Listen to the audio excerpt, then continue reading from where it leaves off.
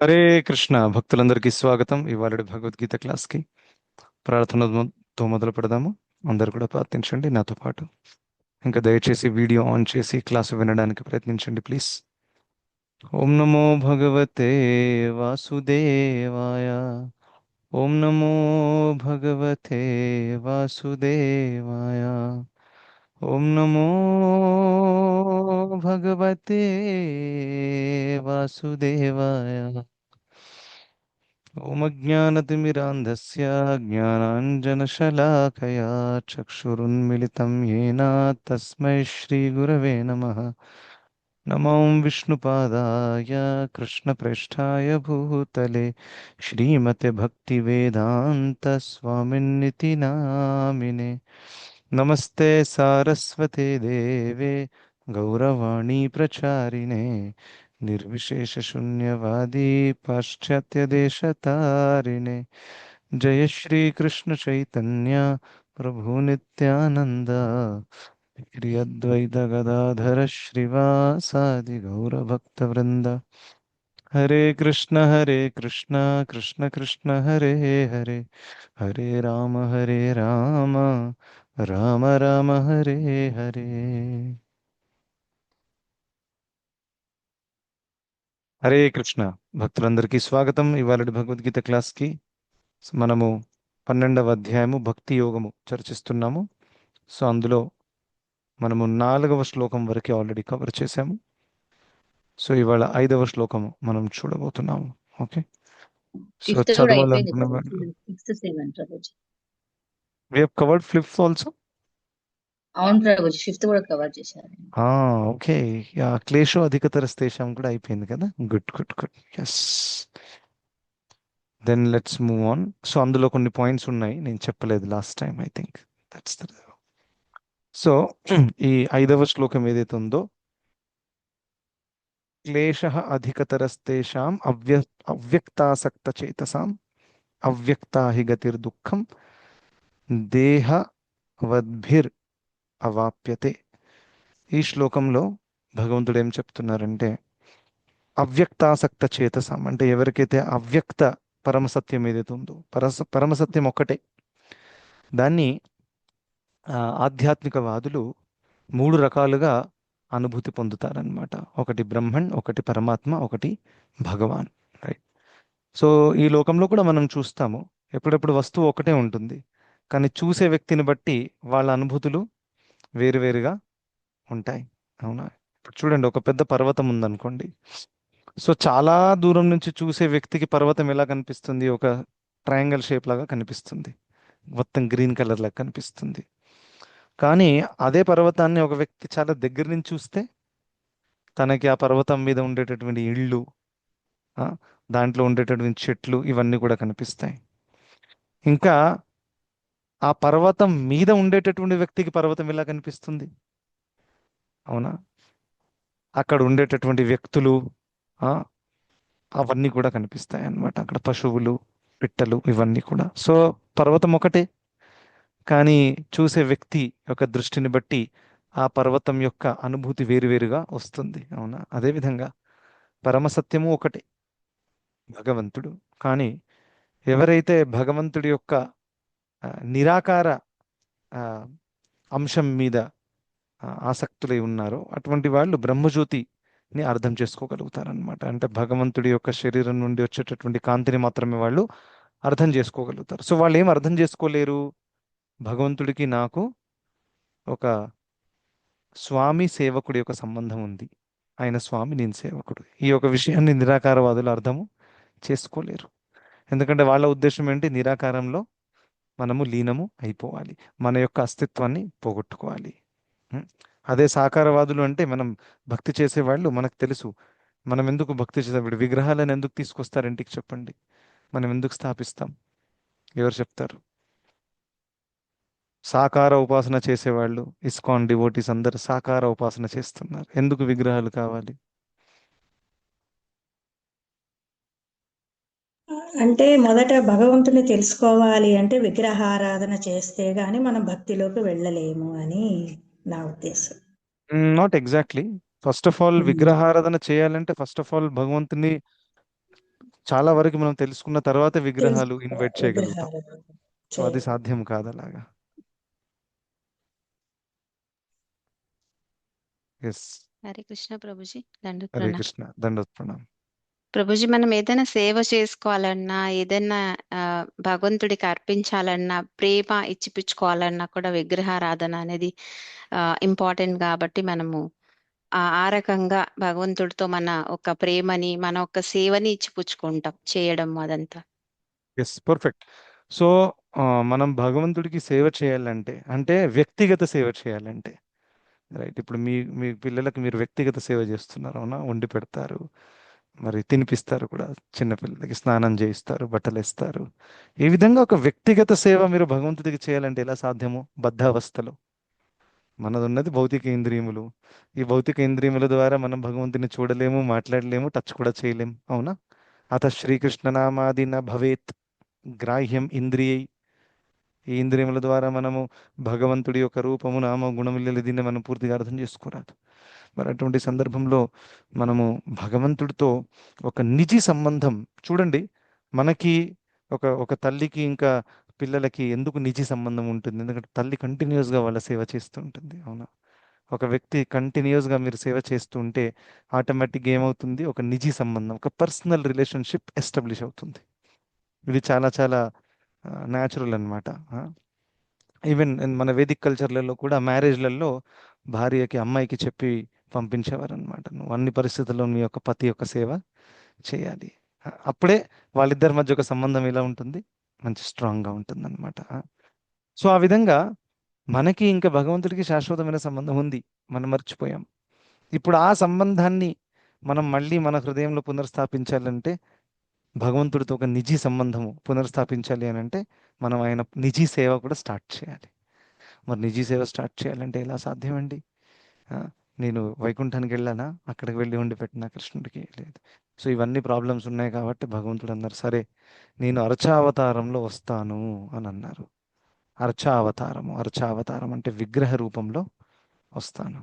So విగ్రహ రూపంలో వస్తే అప్పుడు మీరు నన్ను స్నానం చేయించవచ్చు, ముట్టుకోవచ్చు, భోగం అర్పించవచ్చు, నాతో మాట్లాడచ్చు, నాకు ప్రార్థన అర్పించవచ్చు, నా యొక్క దర్శనం పొందొచ్చు. ఇవన్నీ కూడా విగ్రహాల ద్వారానే సాధ్యమవుతుంది. ఈ పాయింట్ గురించి ప్రభుపాదుల వారు తాత్పర్యంలో చాలా డీటెయిల్గా ఇచ్చారనమాట. తర్వాత మీరు చదవండి. సో ఆ విధంగా ఈ విగ్రహారాధన ఎందుకు అవసరం అని అంటే, మనకి భగవంతుడికి మధ్య ఏ సంబంధం అయితే మనం మర్చిపోయామో దాన్ని తిరిగి ఆ నిజీ సంబంధాన్ని పునర్స్థాపించడానికి, రైట్. సో ఇటువంటి అండర్స్టాండింగ్ ఎవరికి ఉండదు? ఈ నిరాకారవాదులకి ఉండదన్నమాట. సో అది ఒక మేజర్ డిఫరెన్స్, రైట్. ఇంకొకటి మనము శాస్త్రాల్లో శ్రీమద్ భాగవతంలో చూస్తాము, వదంతి తత్తత్వవిదస్తత్వం యజ్ఞానమద్వయం బ్రహ్మేతి పరమాత్మేతి భగవానితి శబ్దతే అని శ్రీమద్ భాగవతంలో ఎక్స్ప్లెయిన్ చేయబడింది. ఆ పరమసత్యము బ్రహ్మణ్, పరమాత్మ మరియు భగవాన్ అని 3 లెవెల్స్లో అర్థం అవ్వబడతారు పరమసత్యం. సో బ్రహ్మణ్ అంటే ఏంటి? భగవంతుడి యొక్క కేవలం నిరాకార అంశము ఏదైతే ఉందో, భగవంతుడు సర్వవ్యాప్తము, అవునా? ఆ బ్రహ్మజ్యోతి కూడా యాక్చువల్గా స్ట్రీమ్ ఆఫ్ కాన్షియస్నెస్, ఎండ్లెస్, అటువంటిది అనమాట. ఎటువంటి రూపం లేదు, ఆది లేదు, అంతము లేదు, శాశ్వతమైనటువంటిది. సో బ్రహ్మజ్యోతి అని అంటే సత్ చిత్ ఆనందంలో సత్ అనే అంశాన్ని అర్థం చేసుకోవడం. చిత్ ఇంకా ఆనంద రాలేదు ఇంకా, అర్థమైందా? నెక్స్ట్ ఏంటి? పరమాత్మ రియలైజేషన్. సో పరమాత్మలో ఏంటంటే తనకు అయితే అర్థమైపోయింది, అరే నిరాకార బ్రహ్మము సర్వవ్యాప్తం ఎక్సెట్రా. కానీ పరమాత్మ, ఆ పరమసత్యము కేవలము ఆ కాంతి కాదు, అందరి హృదయంలో కూడా ఉన్నారు అనే విషయం నెక్స్ట్ లెవెల్లో తెలిసింది. బ్రహ్మజ్యోతి అందరి హృదయంలో ఉందని తెలియదు ఆయనకి కదా. బ్రహ్మజ్యోతి అందరి హృదయంలో యాజ్ సచ్ పర్సనల్గా లేదు, కానీ పరమాత్మ అందరి హృదయంలో చతుర్భుజ రూపాన్ని ధరించి ఉన్నారు అనే విషయాన్ని అర్థం చేసుకుంటాడు ఎవరు? పరమాత్మని ఎరిగినవాడు, రైట్. సో ఈ పరమాత్మని ఎరిగినవాడు చాలా ఉన్నత స్థాయిలో ఉంటాడు యాక్చువల్గా. It is not joke. ఎందుకంటే ఇటువంటి వ్యక్తి అందరినీ సమాన దృష్టితో చూడగలుగుతాడు. ఎందుకంటే ఎవరిని చూసినా వాళ్ళ హృదయంలో ఎవరు కనిపిస్తున్నారు ఆయనకి? పరమాత్మ కనిపిస్తున్నారు. రైట్. సో అలా ఆ పరమాత్మని అర్థం చేసుకుంటారు. ఆ పరమ సత్యమే అందరి హృదయంలో ఉంది.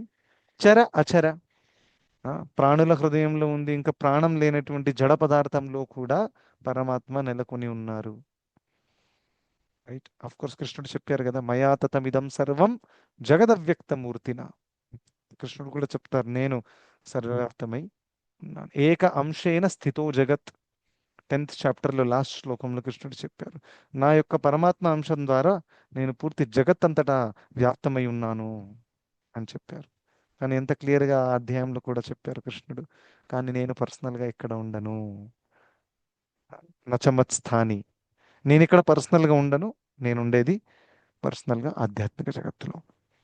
సో పరమాత్మ లెవెల్ అంటే ఈ భౌతిక జగత్తులో అన్ని చోట్లల్లా ఆ పరమ సత్యం ఉన్నారు, అందరు హృదయంలో ఉన్నారు, ఇంకా జడ పదార్థంలో కూడా ఉన్నారు.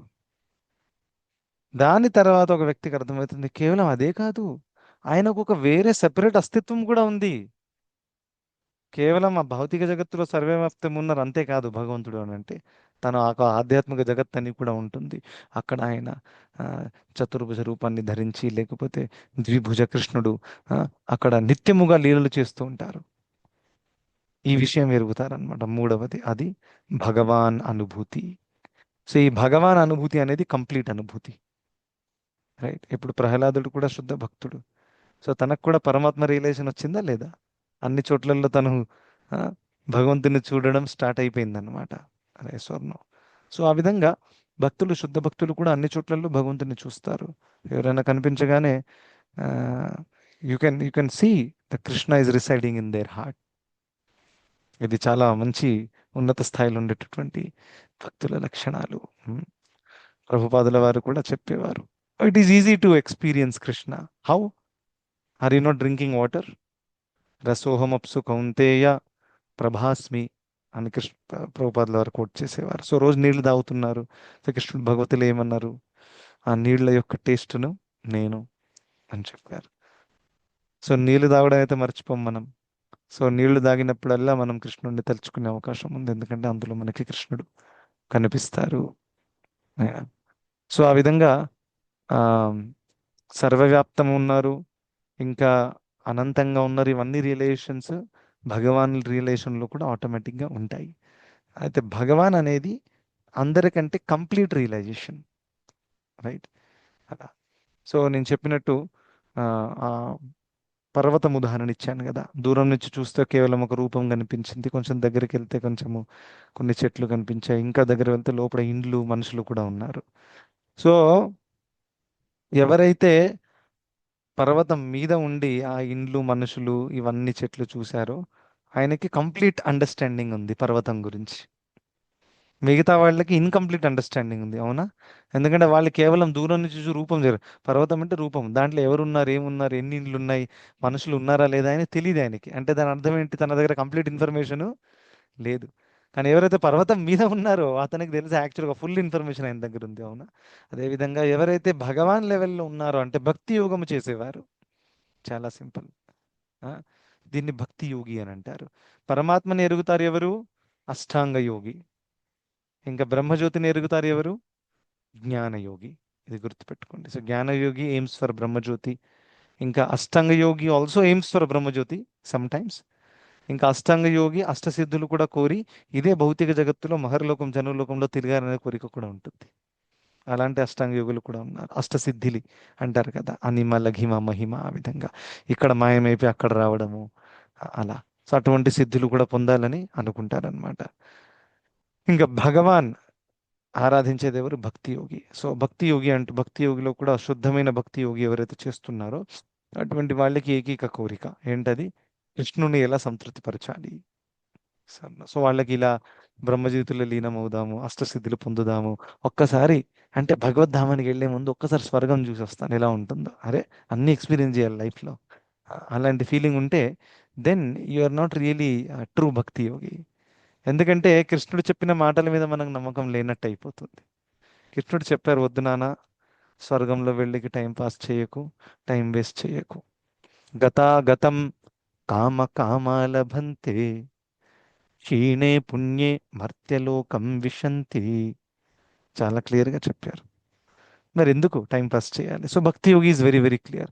ఆ స్వర్గం ఎంత ఆకర్షణీయంగా ఉన్నా కానీ నాకొద్దు, ఎందుకంటే కృష్ణుడు వద్దన్నారు కాబట్టి. నా మైండ్ చెప్తుంది వెళ్ళరా వెళ్ళరా చాలా బాగుంటుంది, కానీ నో, కృష్ణుడికి ఇష్టం లేదు. So this is the mood of the gopis. కృష్ణుడికి ఏదైతే ఇష్టం లేదో అది చేయకూడదు. It's very very important. So ఈ 4 రెగ్యులేటరీ ప్రిన్సిపల్స్ ఎందుకు ఫాలో చేయాలండి? ఆ 4 రెగ్యులేటరీ ప్రిన్సిపల్స్ బ్రేక్ చేయడం కృష్ణుడికి ఇష్టం లేదు. చాలా సింపుల్. దీని వెనకాల సైంటిఫిక్ రీజన్లు అన్నీ చెప్పొచ్చు. ప్రభుపాదుల వారు ఒకే విషయం ఒకసారి చాలా ఇలా ఆర్గ్యుమెంట్ జరుగుతుంది ఒక లెక్చర్లో. చాలా ప్రశ్నలు అడిగి ఇదేంటి ఆనియన్ గార్లిక్ ఏంటి, ఎందుకు తినకూడదు, కానీ అందులో మెడిసిన్ ప్రాపర్టీస్ ఉన్నాయి ఎన్నోనండి. ప్రభుపాద ఏమన్నారు, ఒక్క నిమిషం ఉండండి, ఒకే ఒక కారణం చెప్తాను.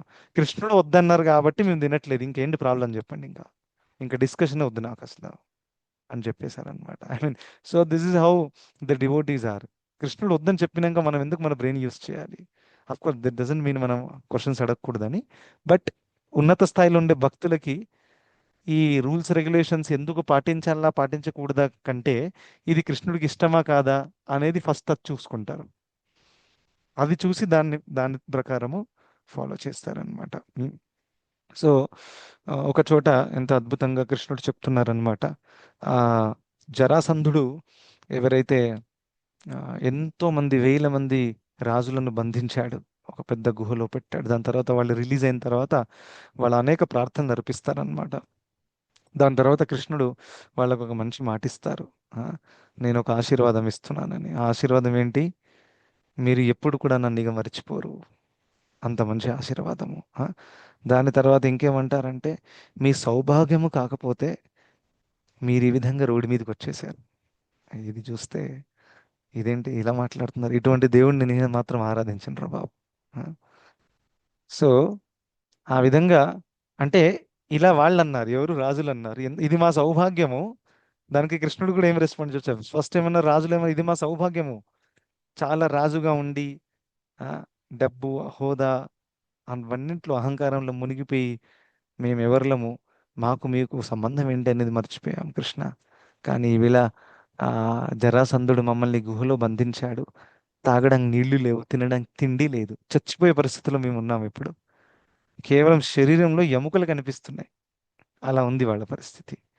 ఇలా నిజంగానే మేము రోడ్డు మీదకి వచ్చేసాము అంటే అది మా సౌభాగ్యము. అందువల్ల ఇప్పుడు మేము మీ యొక్క తత్వాన్ని తెలుసుకోగలుగుతున్నాము అని చెప్పారు. సో భగవంతుడు కూడా అన్నారు, మీరు చాలా సౌభాగ్యవంతులు. ఎందుకంటే ఈ ఒక్క జన్మలో, అంటే ఈ జన్మలోనే మీకు నా పట్ల దృఢ శ్రద్ధ కలిగింది అని అంటే ఇది కేవలం సౌభాగ్యవంతులకే కలుగుతుంది, అంత ఈజీ కాదు. This is very nice past time. ఒకసారి చదవండి మీరు. మైథిలి మాత, you can share the link of that Krishna బుక్లో. కృష్ణ బుక్ వర్జన్ ఇవ్వండి, కొంచెం షార్ట్గా ఉంటుంది, ఈజీగా చదవచ్చు. That you can share. ఒకసారి చదవండి. కృష్ణుడికి ఇంకా రాజుల మధ్య ఉండేటటువంటి ఒక మంచి కన్వర్జేషన్. మీరు సౌభాగ్యవంతులు అంటే ఇటువంటి దృఢ నిశ్చయం కలగడము కృష్ణ చైతన్య మార్గంలో అది చాలా తక్కువ మందికి వస్తుంది. ఇంకా మేము ప్రాక్టికల్గా ఎన్ని ఉదాహరణలు చూస్తుంటాం. So many people are connected, ఎన్నో సంవత్సరాల నుంచి కనెక్టెడ్గా ఉంటారు, కానీ అందరు సీరియస్ అవ్వరు. చూద్దాంలేండి సమయం గడిచిపోతుంది. అంత ఈజీ కాదు. ఎస్, కానీ ఒకవేళ ఒక వ్యక్తికి కలిగింది అనుకోండి, అరే కృష్ణుడి కోసం నేను ఏదైనా చేస్తాను, ఎన్ని నియమాలైనా పాటిస్తాను, ఎంత కష్టాన్ని నేను ఎదుర్కొంటాను, అటువంటి వాళ్ళు దొరకడం చాలా చాలా అరుదు ఈ లోకంలో. సో అలాంటి వాళ్ళు ఎవరైనా ఉన్నారు అని అంటే కృష్ణుడు ఏమంటున్నారు, వాళ్ళు చాలా సౌభాగ్యవంతులు. They are very very fortunate people. By great fortune you have got determination to serve me అని చెప్పారనమాట. So it's not easy. So అదేవిధంగా నేను ఆశీర్వాదం ఇస్తాము, ఇది ఎల్లప్పుడూ ఉంటుంది, మీరు ఎప్పుడు నన్ను మర్చిపోరు అని చెప్పారు. ఇంకోటి చెప్తారు, ఇది నాకు చాలా ఇష్టం. ఏమన్నారంటే, రాజులకు ఏం చెప్పారంటే, ఒక విషయం గుర్తుపెట్టుకోండి, మీరు ఎప్పుడు కూడా ఈ లోకంలో ఉన్నన్ని రోజులు కూడా ఆనందంగా ఉండాలంటే ఒక ఫార్ములా చెప్తానని చెప్పారు. అందరు అలర్ట్ అయిపోయి ఉంటారు క్లాస్లో ఇప్పుడు. అవునా, అందరికీ ఫార్ములా కావాలి, ఎదురు చూస్తున్నాం మేము. ఓపెన్గా చెప్పారు, మీరు ఈ లోకంలోన పరలోకంలో ఎలాగో ఆనందంగా ఉంటాం, అవునా, ఎలాగో భగవద్ధామానికి వెళ్ళిన తర్వాత ఈ లోకంలోనే కదా అంత గందరగోళం అంతా ఇక్కడ అవుతుంది, వద్దురా బాబు అంటే. సో ఉన్నన్ని రోజులు మీరు ఎలా ఎటువంటి దుఃఖానికి లోనవ్వకుండా ఫుల్ ప్రూఫ్ 100% ఫార్ములా ఏంటంటే ఎంత అద్భుతమైన స్టేట్మెంట్ కృష్ణుడు అక్కడ చెప్తారు. I really like it. నీ జీవితంలో జరిగేదంతా కూడా నేను నీకు ఇచ్చానని అనుకొని నువ్వు అలా బ్రతకాలి. That's it. The matter closes there. అక్కడే క్లోజ్ అయిపోయింది మ్యాటర్. ఎప్పుడైతే నువ్వు అనుకుంటావో ఇదంతా కూడా కృష్ణుడి దయ వల్ల నాకు జరుగుతుంది, ఇది కృష్ణుడి ప్రేమ యొక్క వ్యక్తీకరణ అని ఎప్పుడైతే నువ్వు అర్థం చేసుకుంటావు అన్ని పరిస్థితులలో, ఇది నేనే ఇచ్చానని భావించి నువ్వు అలా బ్రతకగలిగితే అప్పుడు నువ్వు ఆటోమేటిక్గా సుఖ దుఃఖాల నుండి ఆటోమేటిక్గా బయటికి పడిపోతావు. What wonderful formula. Yes. So అప్పుడు ఇంకోటి చెప్తారు, మీరు అందరూ కూడా మంచిగా రాజులు, మీ రాజ్యాన్ని పరిపాలించని గృహస్థాశ్రమంలో ఉన్నారు. చాలా చాలా అద్భుతంగా చెప్పారు. ఇంద్రియ తృప్తికి లోనవ్వకండి. This another instruction. ఈ ఇన్స్ట్రక్షన్ మిస్ అవ్వకూడదు. Right. Because this could be very difficult. చాలా మందికి అనిపించేది, ఏంటి ప్రభుజీ ఇంద్రియ తృప్తికి లోనవ్వకండి, కేవలం గృహస్థాశ్రమంలో ఉన్నారు కాబట్టి ఏదో లైసెన్స్ దొరికిందని అనుకోకండి. Always control your senses. Yes sir. No. ఇక ఇంట్లో ఉన్నాం కాబట్టి విచ్చలవిడిగా ఏది పడితే అది తినేద్దాము, ఇవాళ ఆ ఫీలింగ్ వస్తుంది, ఇవాళ లాగించేద్దాము.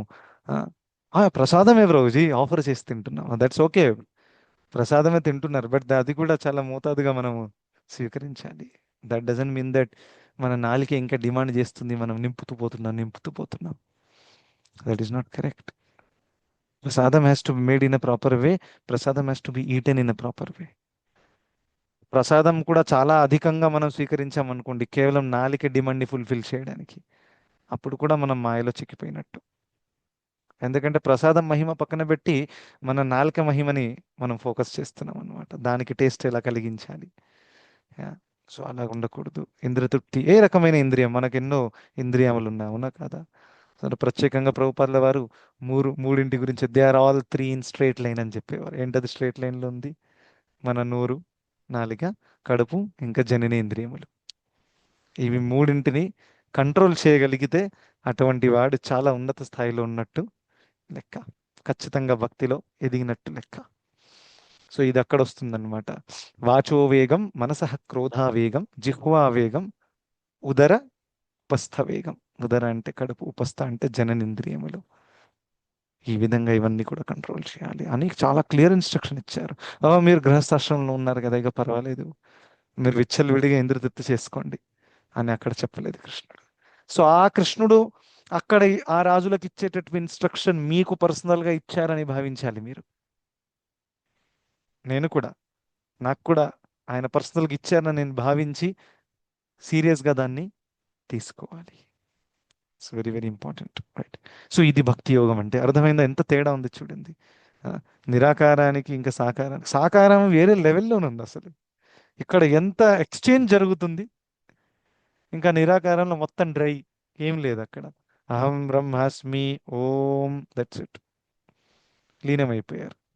అక్కడ వ్యక్తితో మాట్లాడడం లేదు. ఇక్కడ చూడండి, ఇక్కడ ఇమోషన్స్, యాక్షన్స్, క్లైమాక్స్ అన్నీ ఉంటాయి. ఎంత ఎమోషన్స్తో ఆ రాజులు మాట్లాడుతున్నారు, కృష్ణుడు ప్రతిస్పందిస్తున్నారు. మళ్ళీ ప్రహ్లాదుడి లీల చూస్తే అక్కడ ఎంతో యాక్షన్ కూడా జరుగుతుంది. ప్రహ్లాదుని కొట్టడానికి వస్తున్నారు, మళ్ళీ వాళ్ళు ఓడిపోతున్నారు, లాస్ట్కి నరసింహస్వామి వచ్చారు. వాళ్ళు కూడా చూస్తున్నారు, ఇది ఎందుకు ఇంత డ్రామా చేస్తున్నారు భగవంతుడు, అసలు ఈయనను ఒక్క నిమిషంలో చంపేయచ్చు. కానీ భగవంతుడు కూడా సరే, కొంచెం చాలా రోజుల నుంచి నేను కూడా ఫైటింగ్ చేయలేదు, సో అందుకని వీళ్ళు ఎలాగో నా ఆపోజిట్ పార్టీలో వచ్చారు కాబట్టి కొంచెం ఫైటింగ్ చేసుకొని నా కోరిక తీర్చుకుంటానని భగవంతుడు దాన్ని మౌసల రస అంటారు. మౌసల రస అంటే వీర్యరస, మౌసల రస రెండు కూడా ఒకటి. సో ఆ విధంగా భగవంతుడు యుద్ధం చేయాలని అనుకుంటారు, నేను ఎవరితో యుద్ధం చేయను, యాక్చువల్లీ నాతో యుద్ధం చేసేవాడే పుట్టలేదు, అవునా. సో నా భక్తుల్నే నా ఆపోజిట్ పార్టీలో పంపాల్సి వస్తుంది. సో ఆ విధంగా ఈ జై విజయులు కూడా రావడము ఆ 3 జన్మలలో అన్నీ అద్భుతంగా భగవంతుడి ప్లాన్తో నడిచాయన్నమాట. సో అలా భక్తి మార్గం అనేది it's a personal relationship. So ఈ రిలేషన్షిప్ మనం పెంపొందించుకోవాలి. ఇంకా నిజంగానే మనకి కృష్ణుడి మీద అంత ప్రేమ ఉంటే ఆయన చెప్పింది మనం పాటించాలి. It is very very important. ఎప్పుడెప్పుడు ఏం జరుగుతుందంటే, నాకు కృష్ణుడు అంటే ఇష్టము, నాకు కృష్ణుడు అంటే ప్రేమ అని చెప్పడం ఈజీనే, కానీ అసలైన టెస్ట్ ఎప్పుడు వస్తుందంటే మనం నిజంగా దాన్ని పాటిస్తున్నామా లేదా అక్కడ ఏర్పడుతుంది అనమాట. ఒక గురువు కూడా ఇస్కాన్లో ఆయన చెప్తున్నారనమాట. ఒక శిష్యుడు ఉన్నాడు, నేను ఎప్పుడైతే పూణేకి వస్తానో అప్పుడే కనిపిస్తాడు ఆయన గుడిలో. మిగతా టైంలో ఎప్పుడు కూడా గుడికి రాడు. గుడికి వచ్చి ఏదైనా సేవ చేద్దాము అది కాదు, కానీ నేను వచ్చినప్పుడల్లా వస్తాడు, ఫోటోలు తీసుకుంటాడు, ఇంకా తిరుగుతాడు మంచిగా. ఆ, ఇంకా మహారాజ్ చెప్తారు కూడా, సరే నువ్వు వస్తున్నావు నా టైంలో, కానీ మిగతా టైంలో కూడా నువ్వు వచ్చి ఇక్కడ ఏదైనా టీచింగ్ సేవ అన్నా ఏదైనా చెయ్యి అని చెప్తే అది మాత్రం ఎప్పుడు కూడా చేస్తానంటాడు, దాన్ని పాటించడు. సో అటువంటి శిష్యుడు ఉన్నత స్థాయిలో ఉన్న శిష్యుడు కాదు. ఎందుకంటే ఇక్కడ కపటం నడుస్తుంది.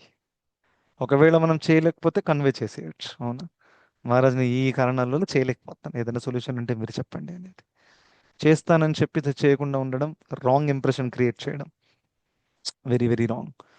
సో ఇలాంటి కపటాలు మంచివి కావు. సో మరి బయట నుంచి చూస్తే ఆయన అబ్బా మా గురువు, నేను మా గురువు కోసం ప్రాణం ఇచ్చేస్తాను అలా ఇలా అని చెప్తారనమాట. అలా చెప్తారు, మళ్ళీ ఆయన గురువు చెప్పింది పాటించట్లేదు. ఈ see a difference here.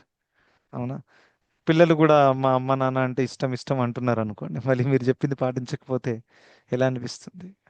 So this is how it is. Similarly మనం కృష్ణుడు చెప్పింది పాటించడం చాలా చాలా ఇంపార్టెంట్. ఈ 4 నియమాలు కానివ్వండి, అవన్నీ కూడా భగవంతుడు ఇచ్చిన ఉపదేశాలే, తన ఆచార్యుల ద్వారా ఇచ్చారు అంతే. అవునా, సో అందుకనే భక్తి yoga is very very personal and we have to take commitments to strengthen our relationship with Krishna. So ఇది క్లేశము అందులో ఎక్కువగా ఉంటుంది. ఎందుకంటే ఎన్ని రోజులని ఒక వ్యక్తి నిరాకార బ్రహ్మంలో లీనమై ఉంటారు. ఎందుకంటే ఆత్మకి ప్రేమానుభూతి కావాలి. ఇది గుర్తుపెట్టుకోండి, చాలా మంచి పదం, ప్రేమానుభూతి. ఈ లోకంలో అందరికీ ప్రేమానుభూతి కావాలి. అవునా, అందరికి ఎప్పుడు నచ్చుతుంది? నన్ను ప్రేమించేవాడు ఉంటే. ప్రేమించేవాడు అంటే ఎటువంటి హేతువు లేకుండా ప్రేమించేవాడు. ఈ లోకంలో చాలా మంది ప్రేమిస్తారు, కానీ అందరికి వాళ్ళ వాళ్ళ ఎజెండా ఉంటుంది. అవును, ఎజెండా తీరగానే అయిపోయింది. సో అలా కాకుండా ఎటువంటి హేతు లేకుండా ప్రేమించి మనల్ని అర్థం చేసుకునే వాళ్ళు ఉంటే మనకు చాలా నచ్చుతుంది. అవునా, ఇది అందరి యొక్క కోరిక, అందరి హృదయంలో. చిన్నపిల్లోడు కూడా ఎప్పుడు కూడా మా మమ్మీ ఎప్పుడు నన్ను అర్థం చేసుకోవాలి, నాతో పాటే ఉండాలి, ఎంత వాడికి కూడా ఉంటుంది, చిన్నపిల్లోడికి కూడా. ఇదంతా ఎందుకుందంటే ఇదంతా యాక్చువల్గా మనం కృష్ణుడి నుంచి పొందాము గతంలో. కృష్ణుడితో మనకు ఆ సంబంధం ఉంది. ఇప్పుడు మర్చిపోయినందువల్ల కృష్ణుడిని పక్కలో పెట్టి ఈ లోకంలో ఉండే వాళ్ళ దగ్గర వెతుకుతున్నాం. అది కుదురుతుందా? కుదరదు. సో అందుకనే మళ్ళీ తిరిగి మనము కృష్ణుడి వైపు వెళ్ళాలి. సో ఆ విధంగా అప్పుడే మనకి యయాత్మ సుప్రసీదతి అని అంటే ఏంటి? అసలైన ఆనందం ఆత్మకి కలుగుతుంది. ఎప్పుడు సవై పుంసాన్ పరోధర్మ. పరధర్మాన్ని అంటే కృష్ణుణ్ణి సేవించేటటువంటి ధర్మం ఏదైతే ఉందో, భాగవత్ ధర్మము, పరధర్మము, ఆత్మ యొక్క ధర్మము, సనాతన ధర్మము, ఇది చేసినప్పుడే మనకు అసలైన ఆనందము దక్కుతుంది. సో అందుకనే bhakti yoga is best and the most easiest అనే విషయము ఆ శ్లోకంలో తెలిసిపోయింది. ఒక్కసారి 6th 7th శ్లోకము ఎవరైనా చదువుతారా? నేను స్క్రీన్ మీద డిస్ప్లే చేస్తాను. Will see that. ప్రభుజీ నేను చదువుతాను. హరే కృష్ణ ప్రభుజీ. హరే కృష్ణ. ఒక్క నిమిషం హరే. ఉండండి. మీరు స్టార్ట్ చేయండి మాతాజీ. మీ దగ్గర బుక్ ఉందా? బుక్ ఉందండి. చదవండి. 6వ శ్లోకం. ఏతు సర్వాణి కర్మాణి మయి సన్యస్య మత్పరాః అనన్యేనైవ యోగేన మాం ధ్యాయంత ఉపాసతే. 7వ శ్లోకం. భావం. కానీ మత్పరాయణులైన ఏ భక్తులు కర్మలన్నిటినీ నాయందే అర్పించి నా సగుణ పరమేశ్వర రూపమునే అన్య భక్తి యోగముతో సంతతము చింతన చేయుచు భజించుచుందురు. 7వ శ్లోకం. తేషామహం సముద్ధర్త మృత్యు సంసార సాగరాత్ భవామి న చిరాత్ Partha మయ్యావేసిత చేతసాం.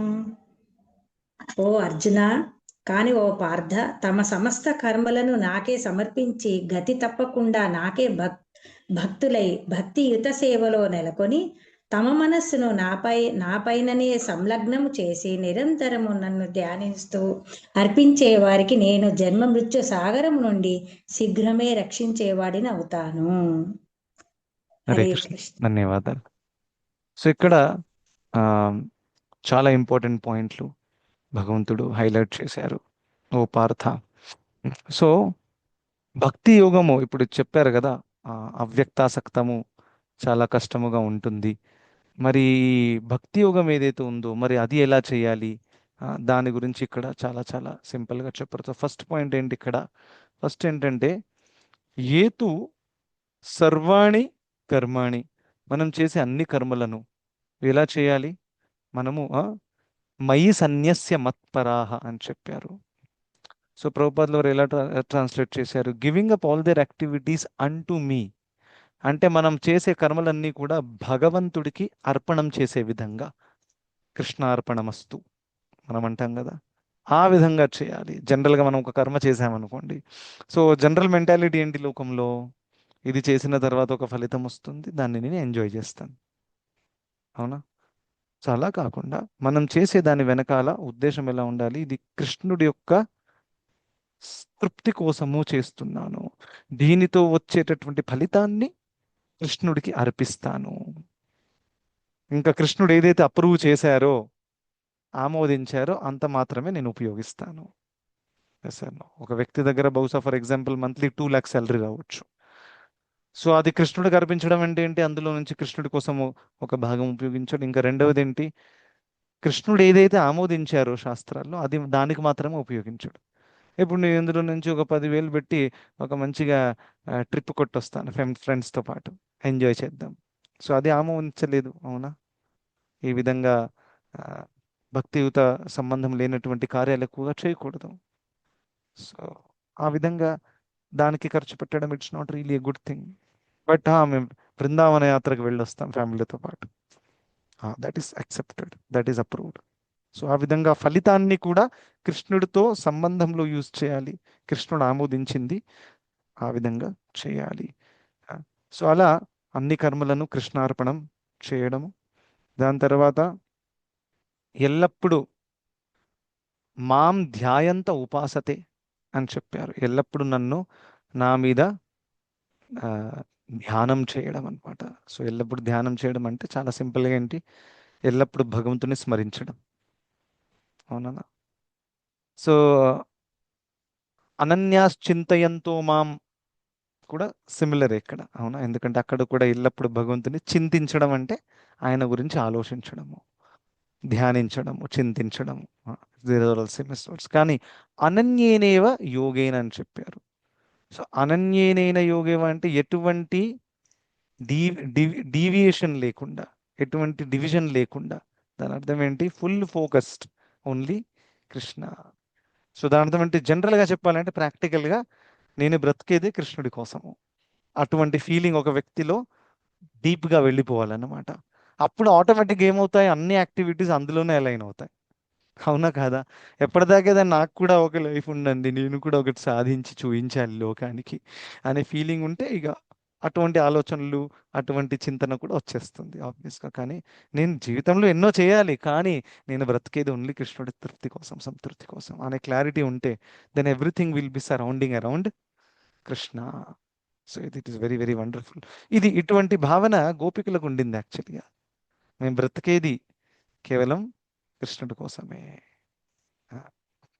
So that's a very wonderful you know life. So అటువంటి కేసులో అన్నీ కూడా కృష్ణుడి చుట్టే తిరుగుతాయి, రైట్?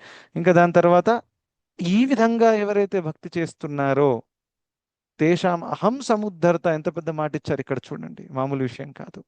నేను అటువంటి వాళ్ళని ఈ మృత్యు సంసారం నుండి, మృత్యు సంసార సాగరాత్ భవామి నా చిరాత్ పార్థ, ఈ మృత్యు సంసారం నుండి నిన్ను వాళ్ళని బయటికి తీసేస్తాను, చెయ్యిగా మళ్ళీ ఇక్కడికి రాకు.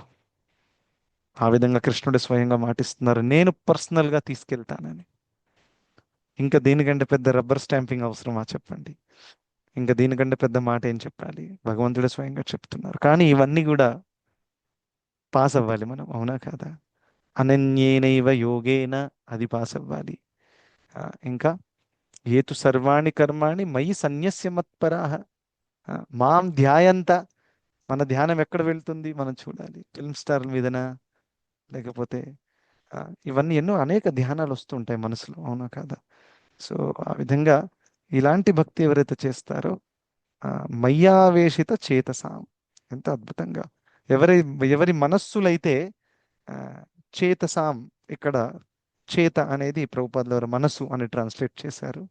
ఆ, సో అటు ఆ మనసు, ఎవరి మనస్సులైతే నా మీద మయ్యావేశిత, ఆ, నాలోనే ఫిక్స్డ్గా ఉన్నాయో అటువంటి వాళ్ళని భవామి నచిరాత్ భారత, అటువంటి వాళ్ళని నేను మృత్యు సంసార సాగరం నుండి బయటికి తీసేస్తాను పర్మనెంట్గా. మళ్ళీ వాళ్ళ కిందికి ఇక్కడికి రావాల్సిన అవసరం లేదు. సో ఇది భక్తి యోగము. ఈ విధంగా చేస్తే ఇటువంటి ఫలితము దక్కుతుంది. ఓకే. సో అందరికి ధన్యవాదాలు.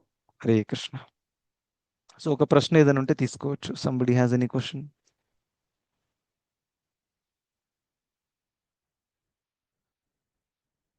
ఓకే.